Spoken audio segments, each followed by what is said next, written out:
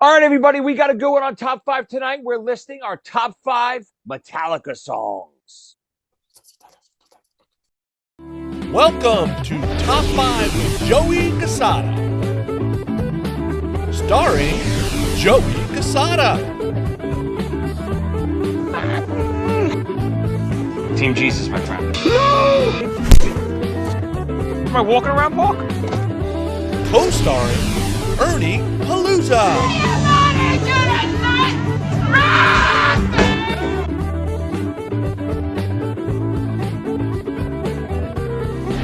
And the Doctor, Tommy Snyder. Goddamn. Now here's your host, Joey Cassata. All right, everybody, welcome back to another episode of Top Five. I'm your host, Joey Cassata. And I'm Couture, and this is my call. Oh, good God. Is that how you pronounce that, Couture? The call of Carajo. It's a good song. I don't mind that song. Didn't make my list, but that's a deep cut, Ernie. Deep cut. Cut me deep. Cut me deep. What's happening? Cut me, Mick. Whoa, we might as well dive right into this. What do you got? Ernie? What are we drinking tonight?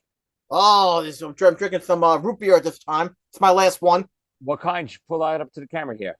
This is the Saranac, the only brand I absolutely love. Oh, is this been brewing since 1888? It tastes like it. The hard stuff tonight. Hard stuff. I like it. So yummy. Me too. I'm on the weaker side tonight. I got a little beautiful Ultra Strawberry Dreams Monster.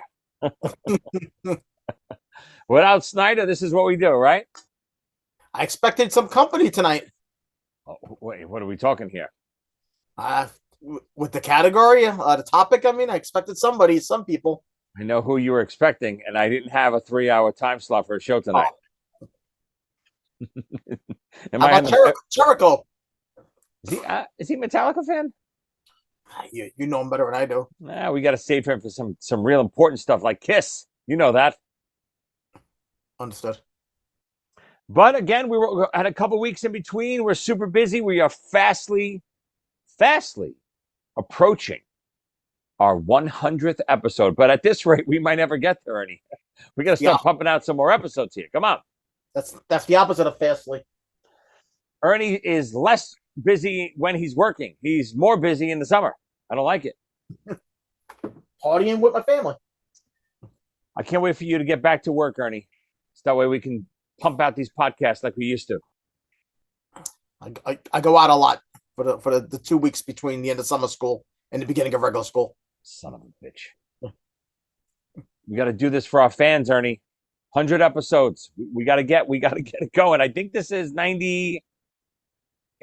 Hold on, let me check. What else you up to while I'm checking? I don't know. You think we have more episodes than fans? Oh no, our fans are growing, Ernie, and I'm not sure by the numbers, but they've been eating a lot. They're growing. That's what I thought. Let's see. This is number. What the hell does it say? What the hell? 102. Oh no. I think this is 97 or 98. I'll confirm by the end of the episode. But anyway, we got no doctor tonight. We got no special guest. We're going to pump right into this topic. This is a good one. This is one we've been trying to do for weeks now, and we just haven't gotten around to it. Top 5 Metallica songs. So give me a little backstory on your Metallica fandom. When did you become a fan? When did you hear about them the first time? Have you ever seen them live? Give me everything. I have seen them live with Cliff Burton. Open for Ozzy? Yeah. My students always come to me. My students are young, obviously. I work in high school. They come in and say, what was it like to see Metallica with Cliff Burton? And I say, it was no big deal. We didn't know he was going to die. Right. Very good point. Right. I can imagine many people said the same thing about Elvis at the end there. They were making fun of him. He was bloated. He was Elvis. But once he's gone, it's like, oh, my God, Elvis, what was it like to see him?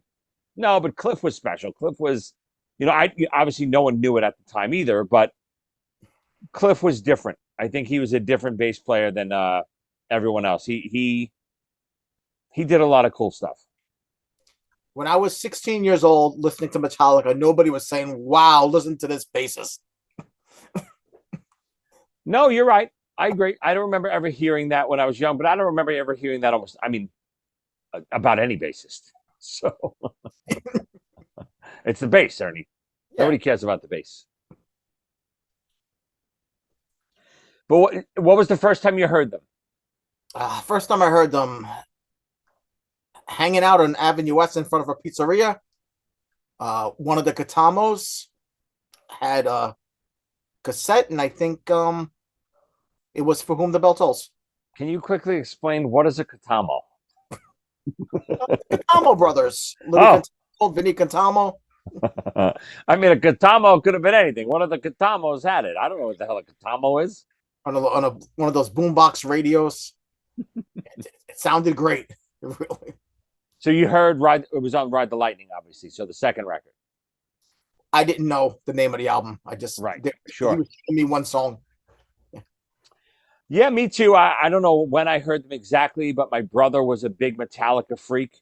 So especially as soon as they came out, I didn't even know who they were, what the hell is a Metallica. Um, didn't like them for a long time. Didn't like them. Wasn't into thrash. Wasn't into heavy music.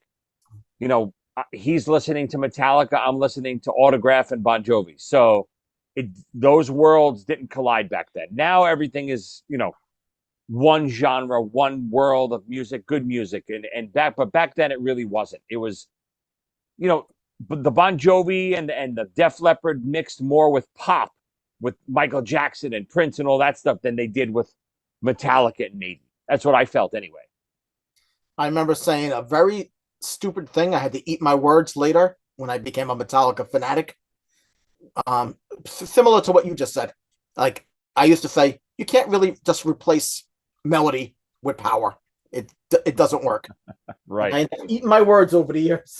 Yeah, they proved that it did work. I mean, and again, I don't know the history of thrash. I know there were bands doing this type of stuff before Metallica, but Metallica was the first band that I knew of that did this type of stuff. And I would guess and I would, go out on a limb to say they were the first mainstream band to do this. They were the first band to really hit the mainstream to make it a popular genre. And it really exploded. Back then, who would have thought Metallica was going to be bigger than every other band out there, right? The third Metallica album is the first album ever to hit the top 30 without even a single of any kind. Wow. And it might be the only album ever. I should look it up. And you're saying in the history of music? Yeah, they were definitely the first, and it might have never happened again. Someone checked. We're going to do a little new segment here, everyone. Check my facts. Check Ernie's facts. If you hear Ernie say any kind of music fact or Billboard fact or anything about an album sale or a band, please check it. If you can prove that his fact was wrong, we will send you a top 5 t-shirt. Ernie, it comes out of Ernie's paycheck. Once again, my fact was first and possibly only, definitely first though, top 30 album in history that had no single released whatsoever. The name of the album was Master of Puppets. Hit the Google machine, everyone.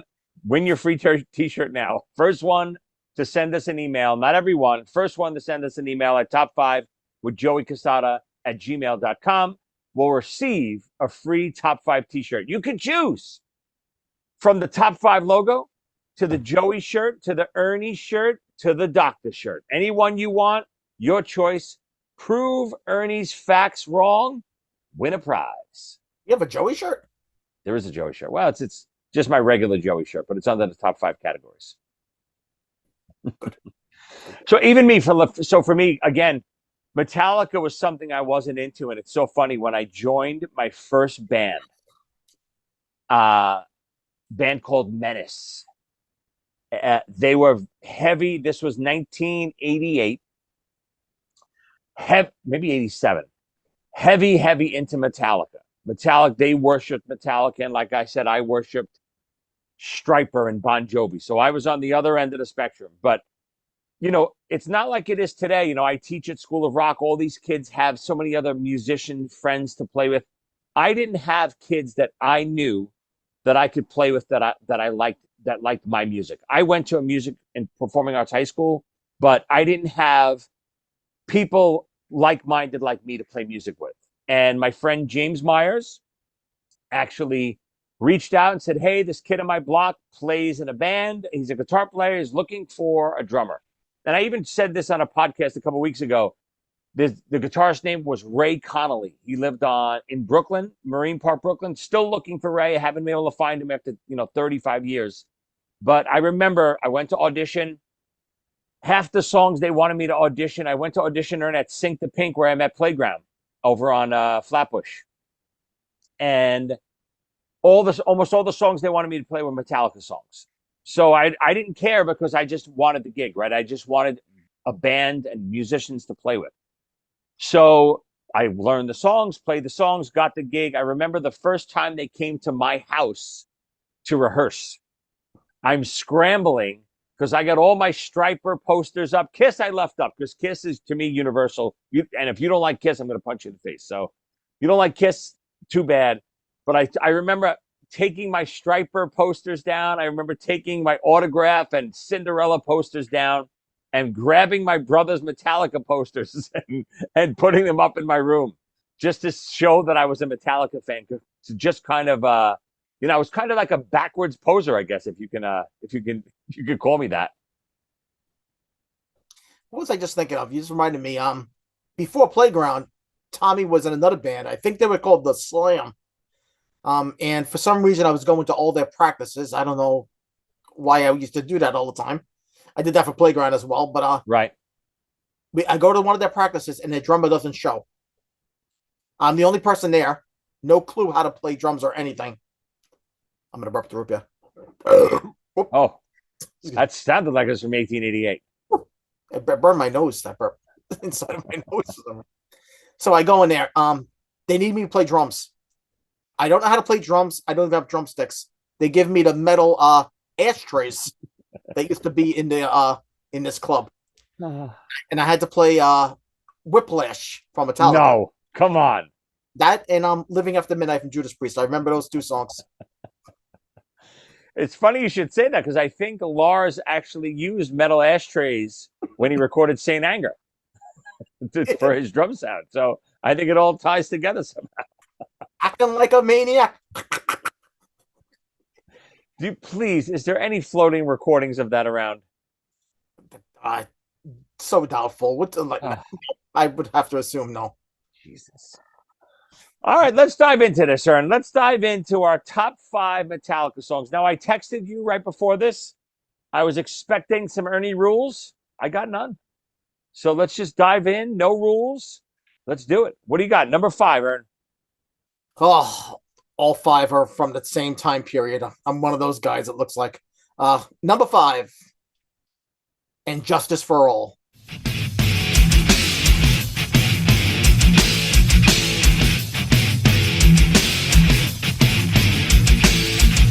All the justice painted green, money talking. Power wolves be set the door, hear them knocking. Soon you'll please their appetite, they devour. Hammer of justice crushes you, overpower. The ultimate vanity, exploiting their supremacy.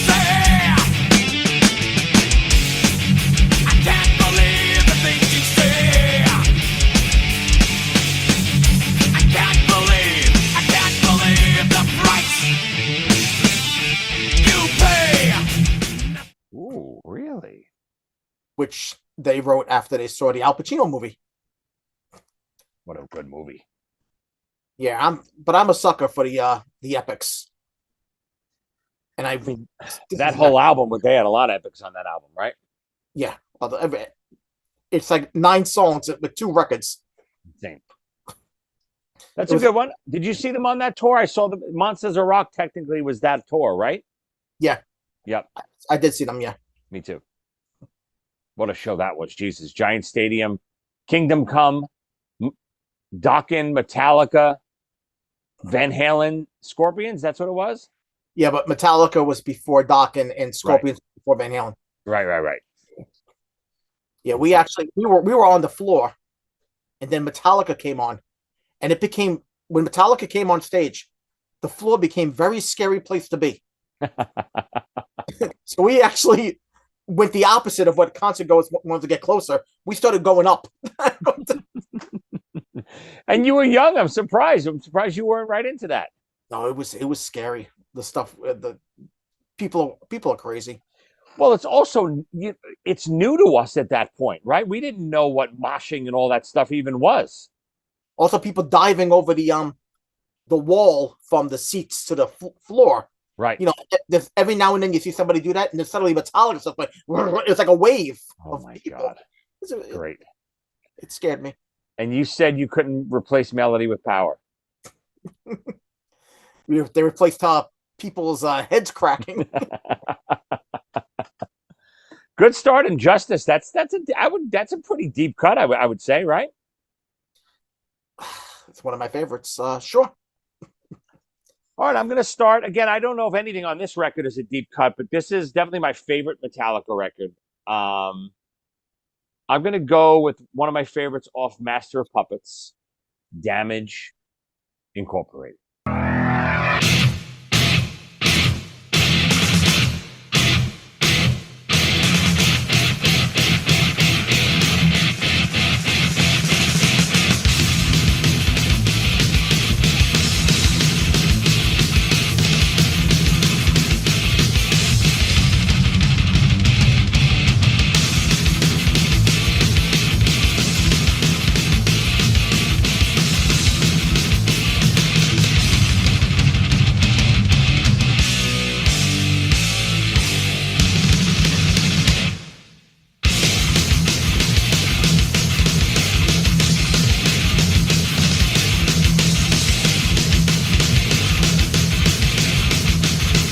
Digging up the agony within, charging hard and no one's gonna get it.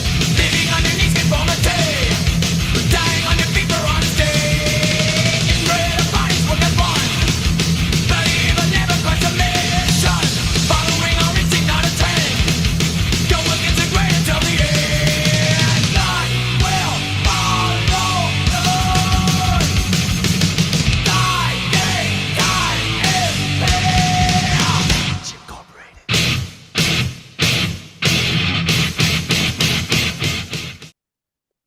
Always loved it. Love just loved the big crescendo there and the whisper.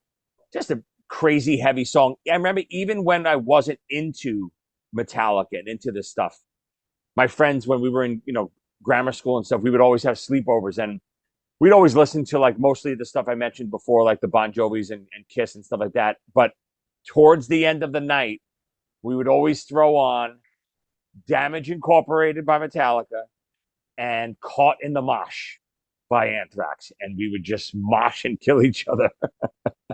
So that was like my first introduction to Damage Incorporated. Who was Razorback? And why can't we F with him? Is that a lyric in that song? Yeah. Oh, I don't know the lyric. Jesus Christ. That's all I know. Don't F with Razorback. No idea. I don't know if I've ever heard that before. All right, what do you got? Number 4. Number 4. Okay. Creeping Death from Ride the Lightning.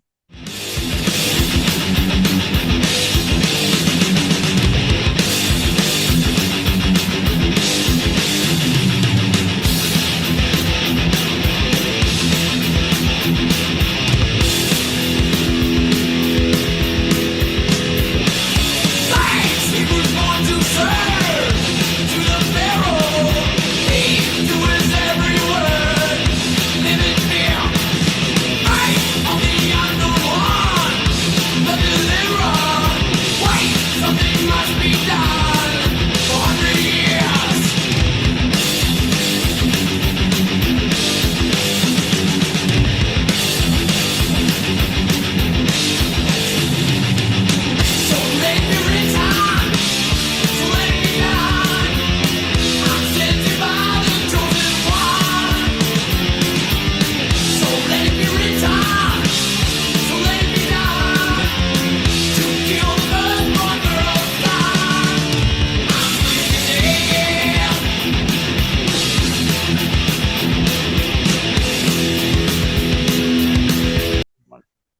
guess this is also a deep cut, but if you ever see them live, it's so great live.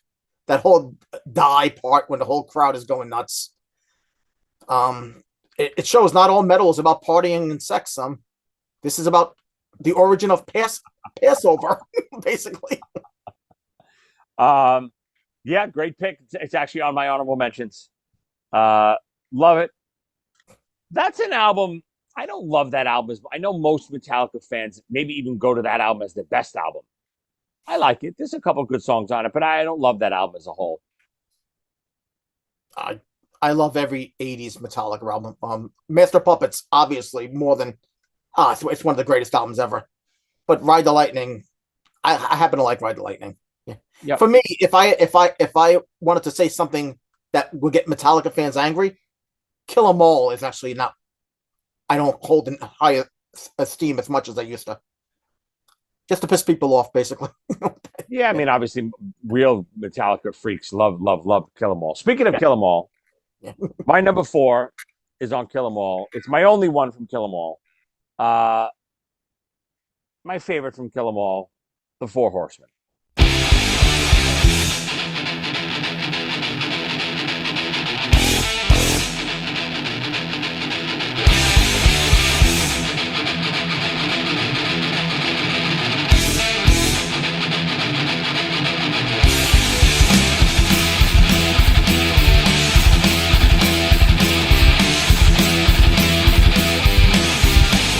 By the last breath of fucking cloud, then raise your ears.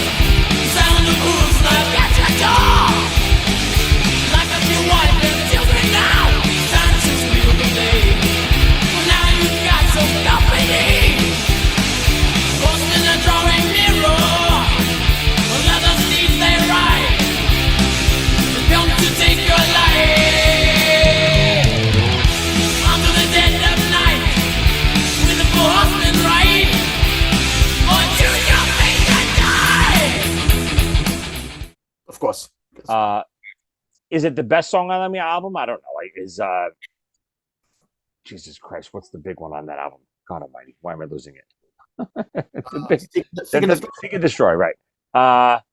Seek and Destroy is just so overplayed. It's is it a better song? Probably, but it's just so overplayed. I couldn't pick it. I always love Four Horsemen, even though it has the Iron Maiden. But great stuff. Did you know what the Four Horsemen was called before Mustaine left the band? No, The Five Horsemen.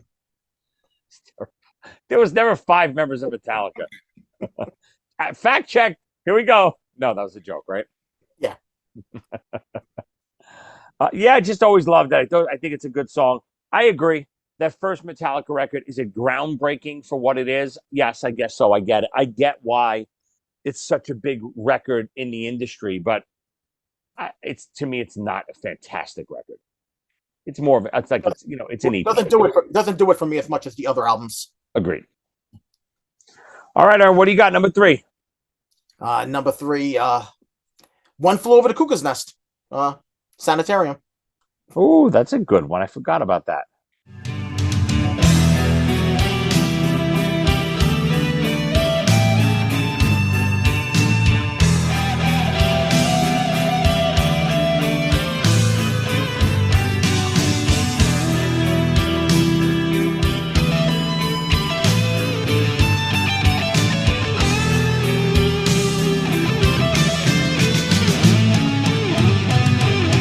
Welcome to a time stand still.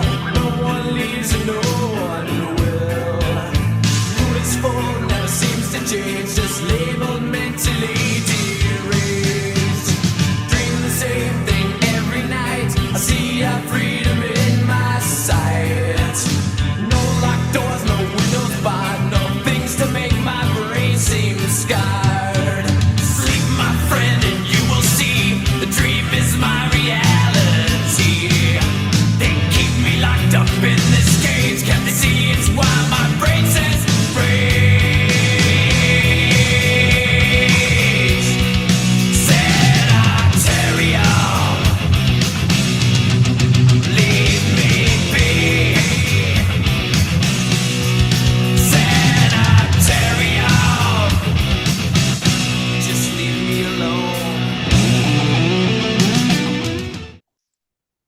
It's a Cuckoo's Nest in song version, right? Pretty much.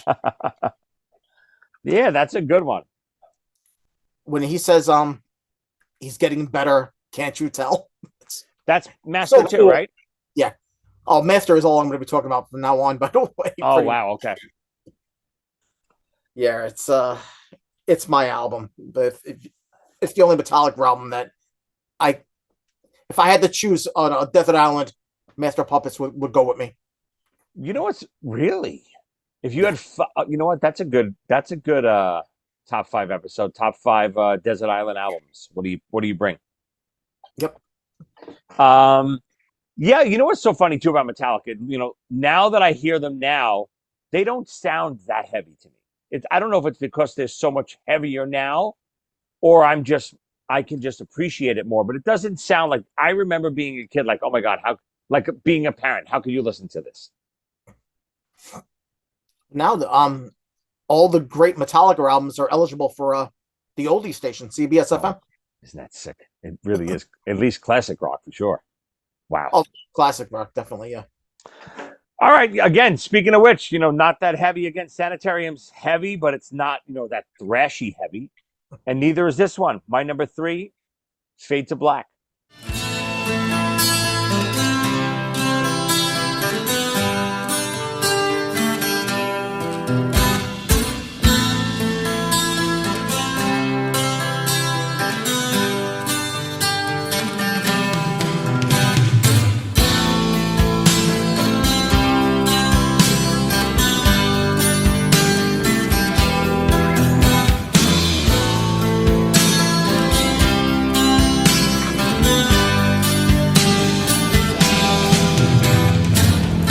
Life it seems will fade away, drifting further every day, getting lost within myself. Nothing matters, no one else. I have lost the will to live, simply nothing more to give. There is nothing more for me. Need the end to set me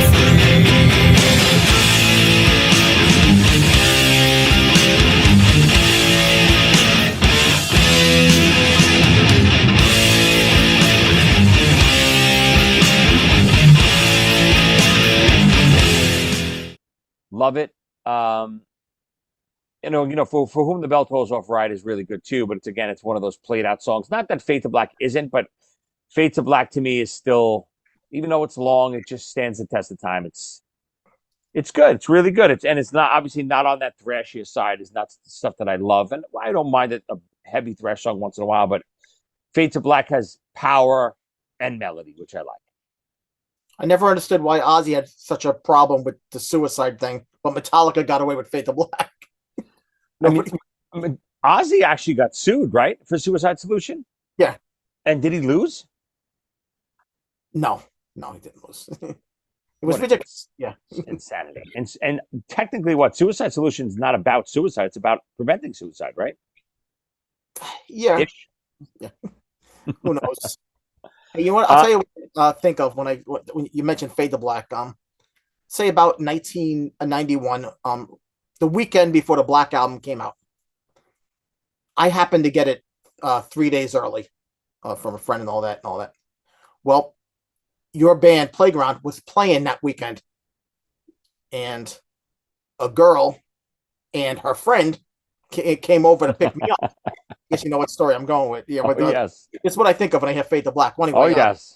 I had a major crush on this girl, like this girl named Joyce. So her friend comes to pick up me and Eddie, who lives right across the street. But Eddie's taking forever because he's got to do his hair. So I say, she's saying how much she loves Fade to Black. I said, I got the new Metallica album, and there's a song because I already listened to the album like 5 times, and I'm saying there's a song called Unforgiven that is actually better than Fade to Black. Is it better? Do I think that now? No, but you know, right. This is I only heard it 1 day ago. Well, anyway, I'm like, come on up. She comes up the stairs, sitting on my bed. I play Unforgiven. She go, wow, that was incredible. Yeah, wasn't it great? All right, let's go. Let's get out of here. Lord the girl up to your bedroom with your beautiful guinea voice and olive oil charm. She's in your bedroom. She's on your bed. Now, let's also preface tell the listeners your bedroom door was unable to close all the way. Am I correct? It would hit the bed. Yes, it was. It would actually his room was so little it would hit the bed. He couldn't close the door. So Ernie's privacy was limited. Closet. My bedroom was a closet. I had to move my bed to close the door, and then I have to put the bed back. Had the girl in the room. The fire, we were trapped in there. Yes. Had her in. Yeah. On the bed, listening to Unforgiven. Just sitting there. How long have we given this? The song is over. Just listening, staring at each other. And you it's basically a 7-minute long song. It's 7 minutes. Oh, Ernie, you could have made your move there so easy. And Christine, who was my friend, who kind of engineered this to happen because she knew I liked her, said, Ernie, let me get this straight. She went upstairs to your bedroom by herself, waiting for you there, and you play a song and then tell her, let's get out. She called me. You were way happier that you got to introduce new music to someone than doing anything else. I know you. I don't know. You did not, put it this way, you did not walk out of there with any regrets. You were flying high because you got someone up to your room to listen to new music. It didn't matter who it was. It was exciting to think that, yes. I knew it. All right, you're number 2. Come on. Okay, Master of Puppets. Nice. From the album Master of Puppets.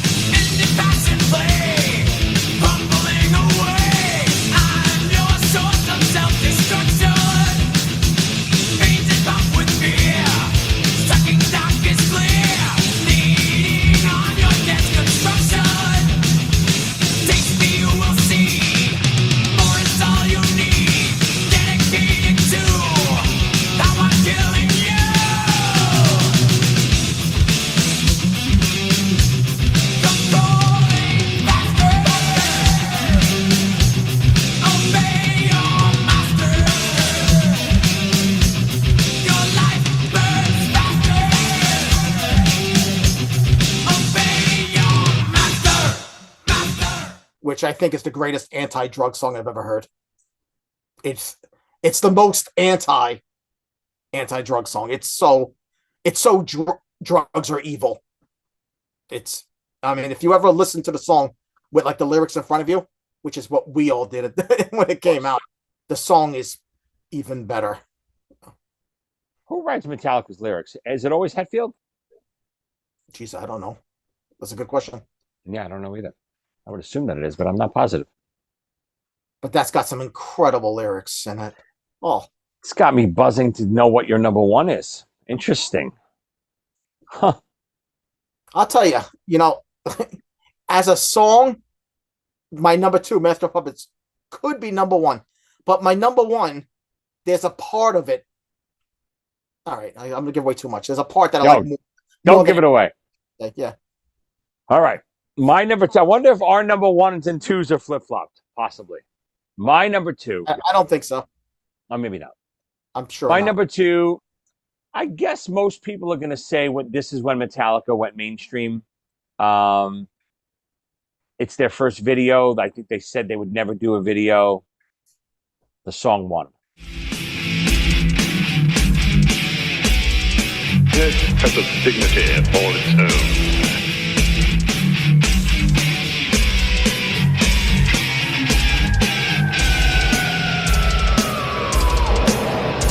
Father, I need help. I'm in terrible trouble and I need help. Don't you remember when you were little? How you and Bill Harper used to bring a wire between the two houses so you could telegraph to each other? Still remember the Morse code?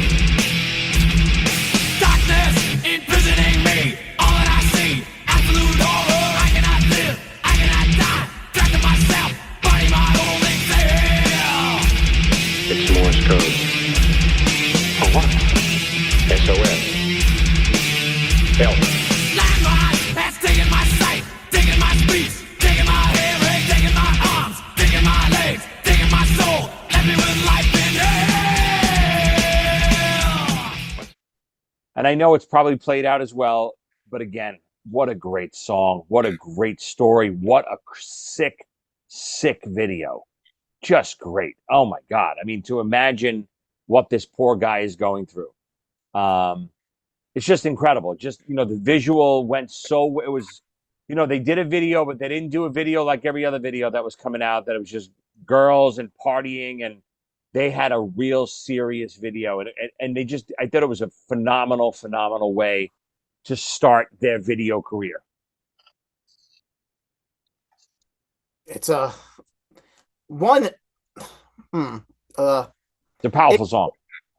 It's actually the third single from that album. They had two singles before that from that same album. What are the first two? Harvester of Sorrow Yep. was a single, and then they released Eye of the Beholder. Really?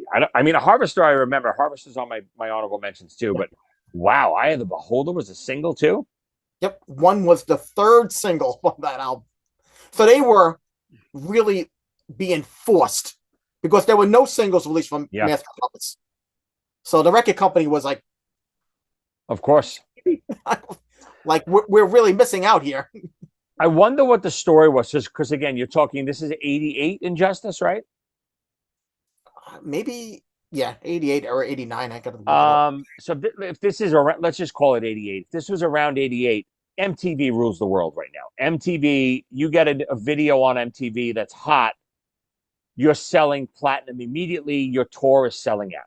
That's just the way it was. MTV had that much power. I don't know if kids today realize how much power it had, but that was the power of MTV. And I wonder, I've never heard the story of how the one video came about. Like what you just said, maybe the setup was record company forced them to release singles on this record for the first time. First two didn't do well, obviously. And then the record company finally said, maybe now we actually need a video as well. I don't know. I wonder what the story is. How did they, because I remember seeing interviews with Metallica, or at least reading something in like Hit Parade or Circus or something, saying Metallica will never do a video. Do you remember hearing that back then? Absolutely. Definitely. Yeah. I'm sure it was a record company thing. And again, looking back, I wonder if one is not a video, and Metallica goes along, stays on that path, no videos. Are they the Metallica we know today? I say 1,000% no. I agree. And that song was a top 40 hit. Wow, was it? It went to number 35 on the Billboard chart in America. Was it an edited version, Ern, or was it the regular version? Because the regular version is like 6 minutes, right? 7 minutes, 40 seconds. Fact check time. Hold on. I'm going. Hold on. Here we go, people. The first Ernie fact check of the day. 7:26. That doesn't sound right. I think it's 7:40. But maybe they're not counting that intro with the machine, the guy yelling at the beginning, maybe? Spotify has it listed at 7:26. No. I'm sorry, sir. The card says moops. My And Justice for All record when I was a kid had the titles and then the length of the song. Matter of fact, that might have been one of the first albums that actually did that. The length of the song right next to the title on the back of the album. So you're telling me right now, you're going to tell the people a free T-shirt is on the line. The back of the Injustice for All album, the song one says the track listing says 7 minutes 40 seconds. Yes. Okay. Call a friend, call whoever you need, everyone. Get me that fact. Send me the picture of the back of the album. First one to send it, free T-shirt out of Ernie's paycheck. I'm gonna have no money. You already have no money. All right, here we go. Number one. So let's recap. Okay. Ernie's number 5, And Justice for All. Number 4, Creeping Death. Number 3, Sanitarium. Number 2, Master of Puppets. And the number 1 favorite Metallica song for Ernie is One word title, starts with an O. Orion.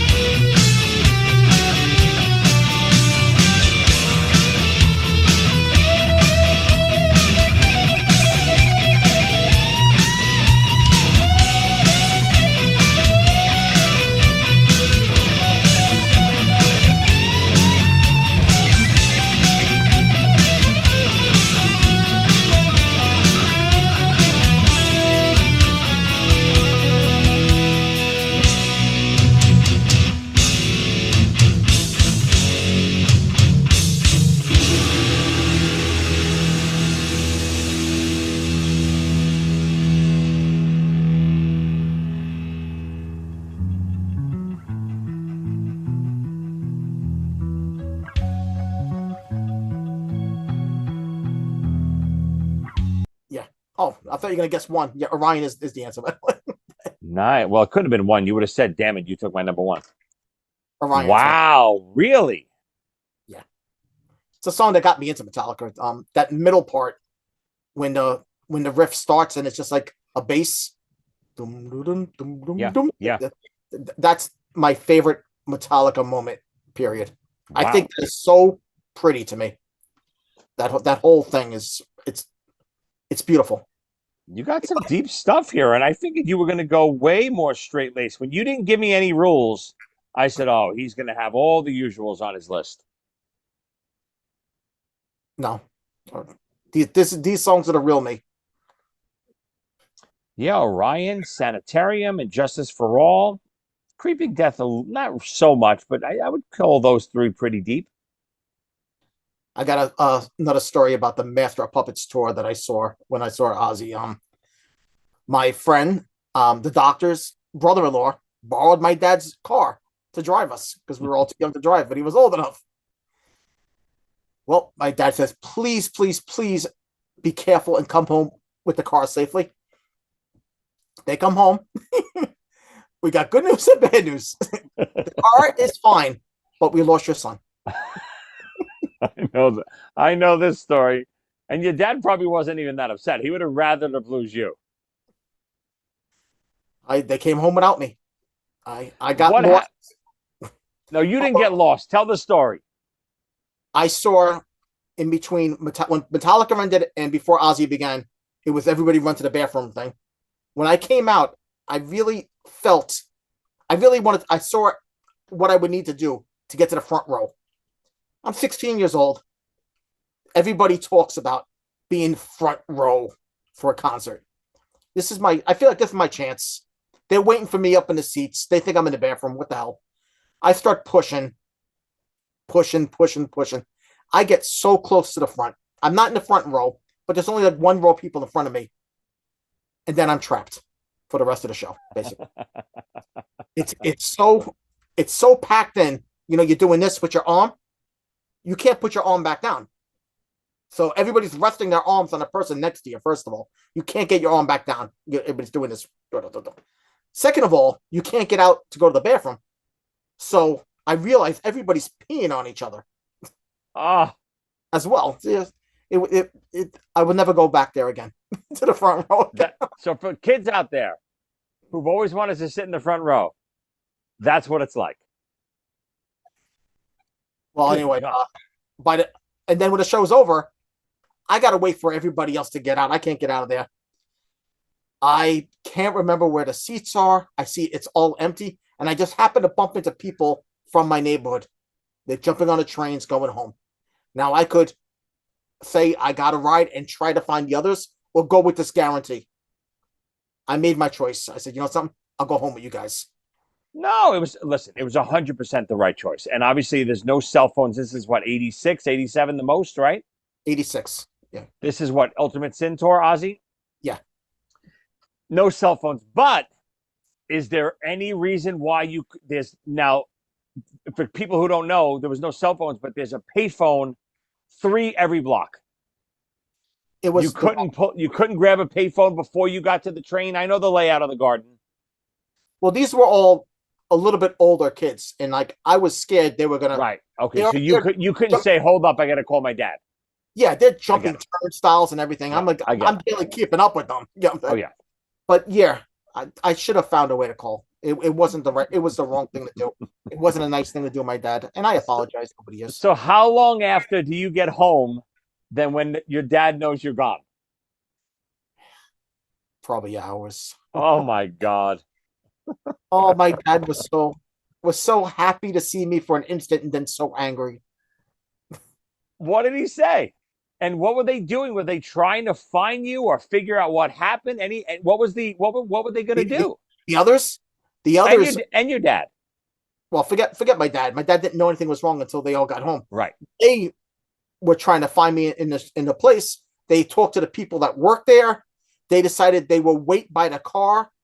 They were the last car there when they finally left. Oh my God. So I did the wrong thing with them as well. I messed up with everybody. No, that's Ernie. If Ernie does something, if Ernie turns left, you bet your ass you go to the other way. Turn right. On the plus, Ozzy and everybody, they sweat on me. Listen, but this same thing happened years later, and you had the solution. You started screaming your own name. Remember? Yeah. Ernie! Ernie! Oh, that's a TV show moment. When the movie comes out. For anyone who didn't tune into that episode, there's a story. Ernie, we're out in the Hamptons. There's this place called the Bordy Barn. We're all drunk, and we all pile out of that place at the same time. We go to this little shopping area next door to get pizza, and the place is mobbed. Hundreds of people. Ernie loses us, right? Am I telling you right? Yeah, I went to pee in some alley. Ernie loses us. He goes to pee down some alley. He can't find us anywhere. Of course, it's Ernie's fault because he leaves us, right? Can't find us anywhere. So, and me and, Billy and I, Big Head Billy, who's often a reoccurring guest on this show, we're looking for Ernie everywhere. We cannot find him no matter what we do. And Ernie's little. We can't see him in the crowd. So Ernie has a brilliant idea. He can't start screaming, Joey, Billy, because there's 900 Joeys and Billys. He starts screaming and pointing at himself, Ernie! Ernie! He looked, picture this scene. He's drunk. Everyone's drunk. Everyone's walking around like the Walking Dead. He's in the middle of this herd screaming, Ernie! Ernie! And it worked because we heard him and we found him. I don't know how I figured that one out. God, that is, I don't know how that's not in a movie somewhere. Jesus Christ. That'll be in the movie of our lives one day. Oh, yes, 100%. You'll probably get lost in the alleyway when we're screening the movie and you'll be screaming, Ernie. All right, I'm up to my number one. Let me recap. My number 5, Damage Incorporated. Number 4, The Four Horsemen. Number 3, Fade to Black. Number 2, One. Number 1, I know it's easy, it's cliche to say, and you know the new resurgence of this because of Stranger Things, but Master of Puppets. It's the perfect Metallica song. How could you, I get it. It's like, Kiss picking Rock and Roll All Night. I understand people not wanting to pick that song, or, obviously Enter Sandman didn't enter our list either, but no pun intended.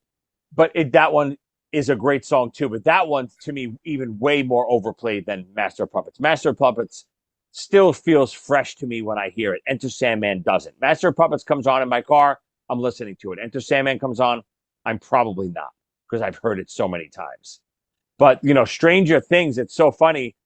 If people don't watch Stranger Things, there's an episode of Stranger Things where one of the characters is a guitar player, and he starts playing Master of Puppets to, like, bring the Demogorgons and the Demodogs and all these monsters to him. And it had Master of Puppets had a big resurgence because of that. Like the kids today, every kid in my school, after that episode of Stranger Things, for the next 2 months, wanted to learn Master of Puppets. Both of my kids included. They both have guitars, and both of them can play. They don't play guitar, but both of them can play that. They can play it the whole opening. It's crazy. And they all think it's a new song. Yeah, they don't know. Wow, you heard that new song in Stranger Things? Yeah, from our generation, Master of Puppets is one of the greatest heavy metal songs ever. But now, because of Stranger Things, it's now a pop hit. It's true. It's crazy. I would be so curious to see like how many, I don't know if it nobody buys records anymore. Just streams because of Stranger Things. How many streams did that get? I bet you hundreds of millions. Yep. All right, quick honorable mentions, Aaron. What do you got? I had to Beholder. Ooh. Yeah, I always imagine him when he's singing that do you hear what I hear? I can imagine him singing that to Jason and saying, "Not you." That's his name, Jason, the new bassist, yeah. What else? What else you got? There's no bass. Eye to Behold is on Injustice too? I had to Behold, yeah. It was actually the second single before One. Oh, that's right. We just talked about it. Right. And my other honorable mention was The Four Horsemen, which you had mentioned. Nice. Yeah, I had a couple. I had Creeping Death that you talked about. You mentioned it earlier too. Harvester of Sorrow. It's to me, I understand why they released that as the first single for Injustice for All. It's the most, I guess, radio friendly, if you want to call it, besides One, but One is 7 minutes, or 7:40 or 7:26, depending on who we talk to. But the other one I like, again, we had no Black Album picks, which is crazy between the two of us. And obviously, a lot of the Black Album is very played out. I think that's why. But Sad But True always still sticks out to me. I love that song. And I actually love that Metallica did that. True Metallica fans, I think, don't like that record. And when I say true Metallica fans, I mean like original Metallica fans. They think that's when Metallica started going downhill. But I think in a weird way, Metallica showed people you don't have to play fast to be heavy. And I think the Black Album did that. The Black Album is super heavy, but just because it's not fast and thrashy, old time Metallica fans just rebelled against it. You find that? I not only agree with what you're saying, but they're not the only thrash band to do that at that moment in time. Slayer and Megadeth did the exact same thing. Matter of fact, I think Slayer did it even before Metallica. Which Slayer album did it? Seasons of the Abyss. Yeah. Is not a Slayer sounding song. It was on MTV and everything. It had a sing-along chorus. Remember that?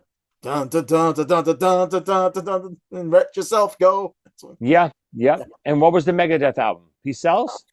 No. No, after that, right? Countdown to Extinction, which Okay. said Symphony of Destruction. Oh yeah. Yes. And these Yep. were the thrash bands, and they all did this thing at the same moment of time. I wonder why. Did they do it to become more radio friendly, or it's weird? Or did It's a they know crazy question. Metallica? Did they know Metallica was doing it, and Metallica was kind of leading the way there? I don't know. It's an interesting coincidence, though, the Yep. timing of all three groups to do that. Yeah, good stuff. I mean, again, Metallica, not something I loved as a kid. I still don't love them. It's not one of my top 10 bands, but I can appreciate Metallica now. I listen to Metallica. I'll put it on every once in a while. I won't change the channel when they come on, but it's not one of my go-to bands. Where would you rate them, in your bandhood, are they top 10 band for you all time, Aaron? I gotta think about it. Well, I even love if it's a I love maybe. Master of the song. I love the Master of Puppets album. I find it easier to talk about albums than people because Yeah. what does that mean? How many what about if a group comes out with only one album ever, but you love that album? Does that mean you love that band? Yes, but I don't know if it could. Yes, it means to me if a band has one amazing record that I can't stop listening to. I love that band, but I can't make them one of my favorite bands of all time because I don't think they have the body of work to back it up. My favorite bands have to have a big catalog that I constantly go to. So what's the percent cutoff? How much of the stuff has to be great for you to be saying you like that band? I think most of it. I think most of the stuff from my favorite bands is if I have a favorite band, which is, my favorite bands, Kiss, Striper, The Beatles, Zeppelin, Enough's Enough. These bands, if I had to say quick, those were my top 5 bands. I would say 90% of their catalogs I love. Okay, 90%. See, that's an actual quantifiable number. Because people ask me, do you like this group? Don't like this group? Right. It's a weird question when you think about it. And listen, I'm not saying 90% has to be the number. I'm just saying in my brain, Yeah. there's not a lot of stuff that I don't like from those bands. But there has to be a number. Yeah, again, If you like only 25% of a group's output, would you say you like them? Yeah. I could say I like the band, but they're not one of my favorite bands. Yes. I think I could still say I like that band, but they're not one of my favorite bands. Yes. I definitely got off topic. Yes, I do love the topic. I'm just saying this is something that has never been studied, and I think it should be. I think me and you should start a little focus group here. We'll get some volunteers and we'll gauge what they say their favorite bands are. And then we will play every song. You will have to do it, of course, and you will do it in your bedroom, with the door slightly cracked open because your bed is there. And you will play every song with them, and you will see and gauge what percentage of songs they really like from their favorite bands. I think we should put some money into this. I like it. Send your checks to top5 with Joey Cassata at gmail.com to start this new focus group that Ernie's going to head. If you want to be lured up to Ernie's bedroom with the door slightly cracked open to listen to long songs in silence, probably 3 feet apart, Staring at each other. or something tells me you were just staring at her, please send your money to top5 with Joey Cassata at gmail.com. We'll be back next week. We are approaching number 100 episode really, really quickly. We got a fun one for that episode. I think everyone's going to enjoy, especially fans of our show. But we have a couple more to go before we get there. Ernie, any last words? I think the only 4 words I would say to her while it was happening was, listen to this part. You're the worst. Got it. Good night, everybody.